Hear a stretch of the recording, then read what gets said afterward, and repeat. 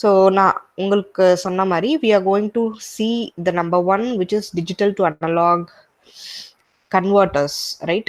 So digital சிக்னல்ல இருந்து ஒரு அனலாக் சிக்னலுக்கு எப்படி convert பண்றது and how we are going to achieve this. Before moving on to this, so you should know what is a digital signal and what is an analog signal, right?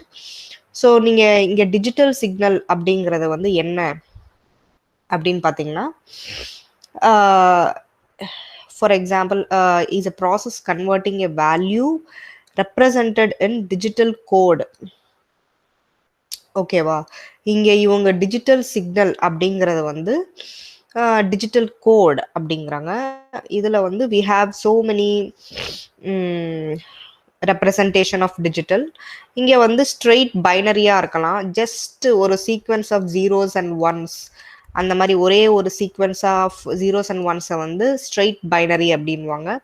இல்லை பிசிடியா இருக்கலாம், binary coded decimal.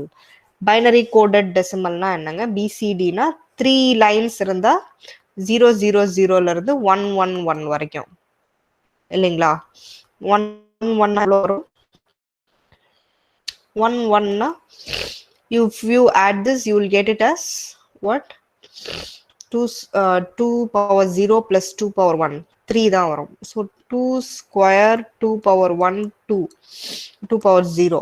So இந்த மூணுத்தையும் நீங்க add 1 plus 2 is 3, 3 plus 4 is 7. ஒரு 7 வரைக்கும் 0 to 7 வரைக்கும் உங்களால இந்த டிஜிட்ஸை வச்சு மாடிஃபை பண்ணிக்க முடியும் இல்லைங்களா?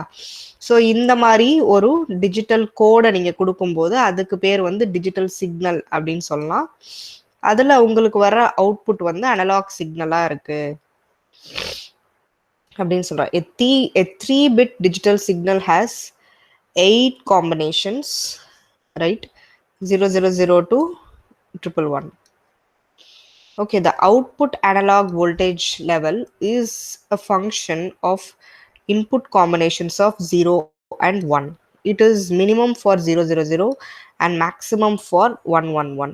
Let us assume that output analog signal is in the range of 0 to 7 volts and the input combinations are 000 to 111. Then its equivalent analog can be represented in the table. So நான் சொன்ன மாதிரி ஒரு 000 இருந்து 111 வரைக்கும் digital சிக்னல்ஸை எப்படி represent பண்ண முடியும்.